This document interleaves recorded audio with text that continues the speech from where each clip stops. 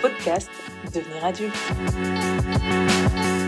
Bonjour à tous, je suis ravie de te retrouver pour cette première interview. Mon invitée s'appelle Marie et elle a accepté de se livrer sur son enfance, notamment le harcèlement qu'elle a subi au collège pendant 2 années. Harcèlement, ce mot qui, dans les années 2000, n'était pas dans le vocabulaire des adultes, regrette-t-elle. Bonjour Marie. Bonjour, Soraya. Comment vas-tu? Ça va très bien, merci. En tout cas, un grand merci à toi d'avoir accepté de répondre à mes questions. Et pour commencer, j'aimerais que tu te présentes en quelques mots. Je m'appelle Marie, j'habite dans le nord de la France. Je suis née dans les années 90 et je suis art thérapeute. C'est pas encore très développé en France, mais ça commence. Sinon, mes passions sont la danse, l'écriture, les balades dans la nature, voyager aussi, et forcément les chats et la bouffe. De très bonnes passions. Ma première question, ça va être art thérapeute. Est-ce que tu peux nous en dire plus? Comment ça t'est venu? Alors, comme son nom l'indique, c'est une thérapie par l'art, tout type d'art, donc il y a le dessin, la peinture, mais aussi la danse, l'architecture, le collage, même la couture, ça peut rentrer dedans. Et en fait, on va aider les patients à aller mieux, à retrouver le goût de faire les choses, à retrouver une meilleure qualité de vie sur tous les plans, c'est-à-dire sur le plan physique, moral et social. C'est vraiment une thérapie très très bénéfique. Je me souviens que quand j'ai fait un burn-out, c'est là où j'ai commencé à faire du coloriage, etc. pour justement vider l'esprit. Et c'est ce qui m'a permis en fait d'aller mieux à force de faire du coloriage, du dessin, de la peinture. Mais je savais pas du tout que ça existait d'être art thérapeute. Voilà. C'est vrai qu'en France, c'est pas encore très développé, ça commence, mais on est un peu en retard par rapport à certains pays. Quand tu étais enfant, tu souhaitais faire quel métier? Alors, je crois que le premier métier que je souhaitais faire, c'était vétérinaire, comme beaucoup d'enfants, je pense. Avec mon cousin, en fait, on jouait au vétérinaire, on avait les peluches et puis on leur foutait des scotch, des bandeaux autour, et on leur faisait simplement quand on faisait des piqûres, voilà. Et ensuite, c'était maîtresse d'école. Voilà. Et ça a été longtemps professeur des écoles, pendant longtemps, oui, c'est ce que je voulais faire. Et du coup, tu avais fait des études pour être professeur des écoles ou pendant tes études, tu t'es... Oui, j'ai fait le master pour devenir enseignante. En fait, c'était pas du tout comme je me l'imaginais enfant, donc après j'ai changé de voie. Ça a été une déception, non? Parce que quand toute sa vie on veut être, et une fois qu'on y est, on se dit, c'est ça. C'est totalement ça. Comment tu décrirais ton enfance? Je sais pas si tu as des frères et sœurs. Oui, j'ai une sœur plus jeune. Alors, j'ai une enfance heureuse. J'étais très très proche de ma famille, donc de ma sœur, de mes cousins, cousines. On faisait énormément de fêtes ensemble, on partait même en vacances ensemble. Ensuite, à l'école primaire, j'avais beaucoup d'amis. J'étais quand même une enfant assez introvertie, plutôt sauvage. J'étais un peu dans ma bulle et puis je détestais l'école. Dès qu'il y avait des règles imposées par les adultes, ça n'allait pas. Je voulais pas suivre les règles, je voulais pas qu'on me foute dans un moule en fait. J'ai toujours été un peu, on va dire, le mouton noir. Voilà. Mais j'avais des parents plutôt stricts.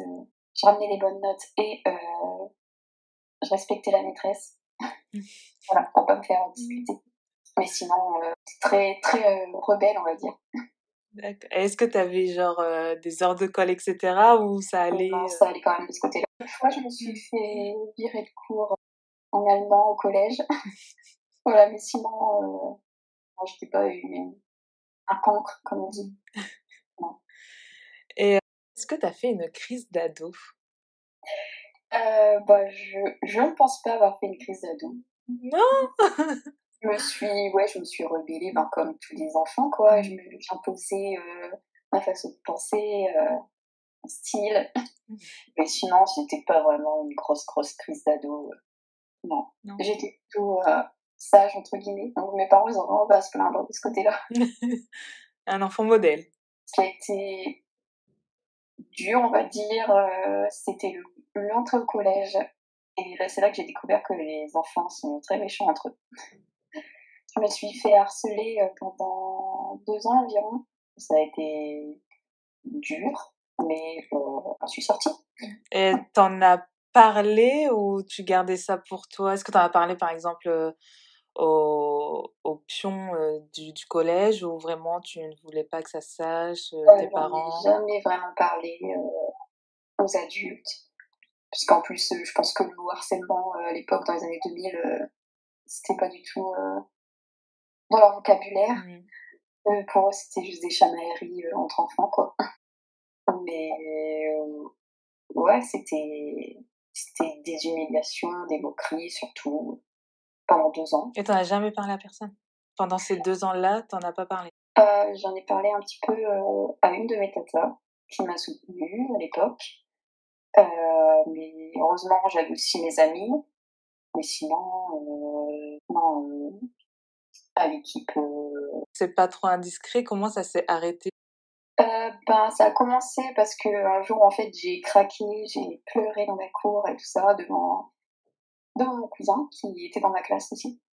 Et donc, en fait, il est allé parler aux deux, c'était 2 filles qui principalement m'ont harcelé, il est allé leur parler, et puis ça a un petit peu stoppé à ce moment-là. Et après, en fait, en quatrième, ben, j'ai changé de classe, donc Mmh. ça s'est calmé. OK. Et t'as eu peur du coup quand t'es après rentrée au lycée ou que ça recommence? Ah oui, ben, je pense qu'on traîne toujours cette peur-là. Même dans les années 2000, le harcèlement, c'était déjà d'actualité. En fait, et puis même, je suis sûre, à l'époque de nos parents, ça existait déjà. Hein. Puis en plus, c'était beaucoup plus enfin, je trouve que maintenant, déjà qu'on commence à en parler, mais je trouve qu'avant, c'était beaucoup plus virulent, où en plus, comment dire, on se permettait de dire des choses. Maintenant, tu vois, on s'intéresse un peu à la santé mentale, on s'intéresse Ouais. également au poids des mots, etc. Alors que dans les années 2000, je trouvais qu'on était beaucoup plus méchants entre nous. Ah oui, il n'y avait aucun filtre. Hein. Il y avait Et encore, à l'époque, il n'y avait pas les réseaux sociaux. En fait, tu vois, Heureusement. ouais, c'est ça. C'est qu'il y en a, ils se disent, je sais pas, enfin, ton harcèlement, du coup, il s'arrêtait quand tu quittais l'école Oui, ou après, enfin, entre guillemets, t'avais quand même une pause et ça reprenait le lendemain. voilà. Et maintenant qu'on dit qu'avec les réseaux sociaux, il y a plus de pause parce que, bah, ça continue, en fait, le soir, etc., par les réseaux sociaux. Mais il y a tout ce truc aussi où, même les professeurs, quand je vois, mais même si quand je vois les anciennes émissions télé, où on se permet de dire des choses, mais qui sont, mais maintenant avec le recul. Oh, quand je retombe sur des émissions, je me dis, mais c'est pas possible, en fait, qu'on laissait passer des tels propos. Et notre époque, comme on dit. Ouais, mais tu Ça vois, a évolué, mais doucement, mais bon, ouais, on doucement. travaille. Mm. Mais j'espère que ça continuera d'évoluer vers le bon et qu'on se dise pas, bah, c'est bon, on a assez fait, maintenant on va passer à autre chose. Non, c'est pas encore assez. Non, parce que c'est des séquelles que tu peux traîner à vie, donc c'est important de croire les victimes, de les aider. Et est-ce que dans ton enfance, tu gardes, par exemple, c'est quoi le meilleur souvenir, enfance, adolescence, que tu gardes? Mon meilleur souvenir d'enfance, bah, c'est les fêtes qu'on passait en famille, donc à Noël ou quand on partait en vacances ensemble. Après l'adolescence vient le monde des adultes. C'est quoi pour toi devenir adulte? C'est une bonne question. Et c'est vrai que des fois, je me demande à partir de quel moment on se dit ah bah ça y est, aujourd'hui je suis un Ouais. adulte. Est-ce que ça a un rapport avec l'âge ou avec la maturité ou que c'est dès qu'on habite seul qu'on est adulte. Bon, je dirais que pour moi, quand on sait subvenir ses propres besoins, qu'on ne dépend plus forcément de quelqu'un, donc on va dire d'un tuteur ou de ses parents, quand on prend nos responsabilités, Et est-ce que tu te sens adulte? on se sent plus adulte qu'enfant, c'est sûr. Malheureusement. Et c'est aussi important de continuer à nourrir son enfant intérieur, Ouais, ne pas perdre de son âme l'écouter, d'enfance. de le rassurer, d'être le parent qu'on aurait souhaité avoir quand on était enfant. On dit souvent ça. Et est-ce que quand tu étais petite, tu imaginais que le monde d'adulte, c'était de cette façon? Non, pas du tout. Hein. Enfin, déjà, je pense que comme beaucoup d'enfants, on s'imaginait à 20 ans mariés avec des enfants, un travail, une maison. Puis tu te rends compte qu'à 20 ans, c'est loin. Très loin. D'ailleurs, on dit souvent quand on est enfant, ah, j'ai hâte de grandir, j'ai hâte d'être adulte. Ce qui est bien, c'est que maintenant, quand on a envie de faire quelque chose, on le fait, ce que c'était pas vraiment possible quand on était enfant. Là, si t'as envie de faire une sieste, tu fais la sieste. C'est quoi pour toi le point positif et le point négatif d'être un adulte? Je dirais le point positif, on va dire plus de liberté. Aussi, on nous prend plus au sérieux que lorsqu'on est enfant. On est plus écouté. On peut faire un peu plus de choses quand on est adulte, on a plus de liberté. Et le point négatif, je pense que ce qui me manque de l'enfance, c'est toute cette insouciance. Est-ce que pour toi, grandir, ça te fait peur? Quand j'étais enfant, j'avoue, j'avais peur de grandir, je voulais pas devenir adulte. Quand j'ai vu que mon corps commençait à se transformer, que j'ai commencé à avoir de la poitrine, pas mettre des vêtements moulants, montrer que j'avais des formes, ça me faisait peur. Je voulais vraiment pas grandir. J'ai joué jusqu'à tard à la poupée. Bon, après, j'avais une petite sœur, donc non, je voulais pas grandir. Toi, ça passe également par l'apparence physique ou quand tu as vu que physiquement tu commençais à grandir, ça te faisait peur? Oui, Ouais. ça a commencé par ça, ouais. Surtout que à l'école, les filles de ma classe, elles avaient pas de poitrine. Donc, c'était encore plus... Tu te sentais différente. Oui, voilà. C'est ça. Déjà ça. Je me sentais déjà différente. Mentalement, et je me sentais aussi physiquement.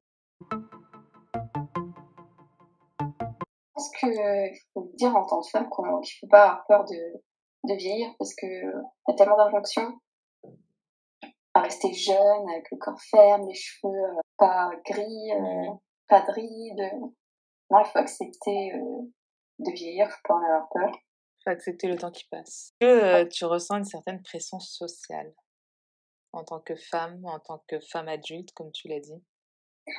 Ah bah oui, inconsciemment, la société, et puis encore plus aujourd'hui avec les réseaux sociaux, elle nous renvoie une image de ce qu'est, on va dire, le chemin à suivre. Donc, être en couple, fonder une famille, des enfants, des animaux, une maison, un travail. Donc, inconsciemment, on la ressent, cette pression sociale, quand on rentre pas dans cette case-là. Et toi, comment tu la gères, cette pression? Quand j'étais petite, je me suis toujours vue, en fait, plus tard, seule, avec un enfant que j'aurais adopté et un chien. Donc, on va dire que j'ai pas vraiment cette pression-là. Et aujourd'hui, je suis seule, avec un chat, sans enfant. Donc, c'est pas trop mal. Là, dans ta vie, tu es heureuse et t'as trouvé ton équilibre? Je cherche encore. Je fais tout pour être le plus heureuse possible dans ma vie. Donc, je m'entoure bien, je fais ce que j'aime. Tes priorités ont évolué en grandissant? Oui, elles ont évolué. C'est sûr que en grandissant, tu te dis, bon, faut que je trouve un travail, faut que je m'installe, faut que je fasse ma vie d'adulte, quoi. C'est plus les mêmes que quand t'es enfant. Après, c'est sûr que j'ai pas forcément les mêmes responsabilités que tous les adultes de mon âge. Moi, c'est souvent, mes priorités, c'est souvent, bon, qu'est-ce que je vais faire comme prochain voyage, Comment tu vois la société actuellement? sans qu'on régresse dans certains domaines. Surtout, en ce qui concerne les femmes, je trouve qu'on régresse énormément. Certains domaines dans lesquels on évolue et d'autres dans lesquels on régresse. Et tu as plutôt une image positive de la société actuelle ou Non, négative? pas du tout. Ah non? Non. Tu trouves que, Bah, rien qu'avec l'actualité en France, c'est déprimant, tu quoi. dirais à la petite Marie, à la Marie enfant, Je fais souvent ça, en fait, j'ai une photo de moi enfant dans ma chambre et je la regarde et je lui dis toujours t'inquiète pas, je laisserai plus personne te faire du mal. Actuellement, je suis en train d'écrire un roman qui est inspiré de ma vie, donc ça m'aide aussi à faire une introspection sur moi-même, c'est très bénéfique. c'est quoi ton plus grand rêve dans la vie? Je dirais même pas c'est, je dirais même pas que c'est être heureuse, Je dirais plutôt que c'est d'arriver à un certain niveau de paix, de sérénité, de me sentir enfin bien dans ma vie, dans ce que je fais, là où je suis. Mais sinon, un de mes vraiment rêves, c'est de continuer à voyager. Si tu devais donner un conseil dans la vie? Faites toujours ce que vous aimez. N'écoutez pas les jugements des autres, surtout pas. Ça, c'est mon plus grand conseil. Surtout quand on est enfant, c'est à cet âge-là où on commence à avoir des critiques sur son physique, sur sa personnalité. Et surtout, n'écoutez pas les critiques.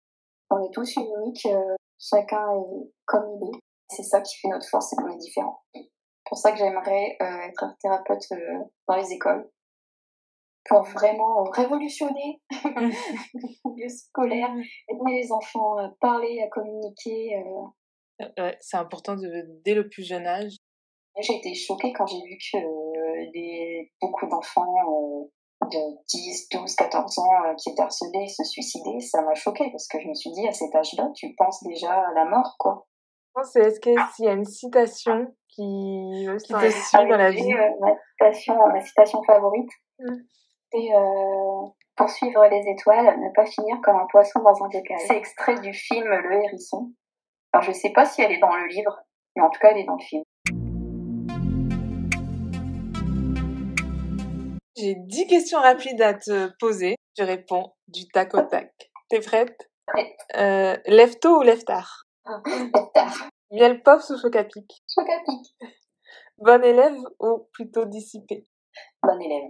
À la récré, POG ou bille? POG. Une activité extrascolaire? La danse. Le goûter parfait selon toi? C'était une baguette et du Nutella. Ton premier poster dans ta chambre? Britney Spears. Parle. Pour la petite anecdote, c'est un matin, j'ai vu le clip Oops, I Did It Again de Britney Spears dans sa combinaison rouge. Et c'est là que je suis devenue fan. Voilà. Depuis que j'ai 10 ans, je suis fan de Britney. Et du coup, le poster que t'avais, c'était elle avec sa combinaison rouge ou pas? Je sais plus, mais en tout cas, j'ai acheté tous les magazines, tous les livres, elle était dessus. Le prénom de ton premier amoureux? Mathieu. T'es encore en contact avec ou... Ton premier job? C'est l'aide aux devoirs, les enfants. Et tu as fait avec ton premier salaire? Un voyage, sûrement. Le plat de ton enfance? Des pâtes au beurre, du jambon. Et la dernière, elle va te plaire.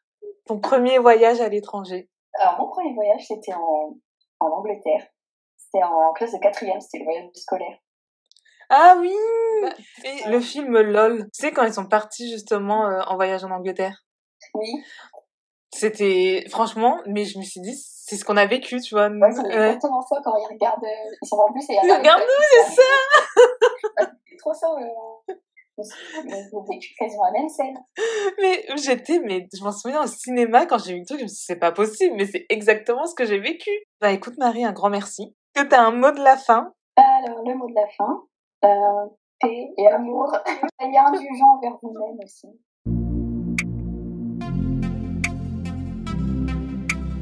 Merci Marie pour le temps que tu nous as accordé. Je te souhaite de trouver la paix et la sérénité et de continuer de voyager. Vous pouvez également retrouver tous ces contacts dans la barre d'infos. J'espère que cette première interview t'a plu. Sois indulgent parce que c'est la première, mais n'hésite surtout pas à me faire un retour et à me donner les axes d'amélioration parce que c'est en faisant qu'on apprend. Tu peux m'encourager en aimant ce podcast, en t'abonnant et en le partageant, ça me ferait super plaisir. En attendant, je te dis à très vite et surtout, je te fais des poutous.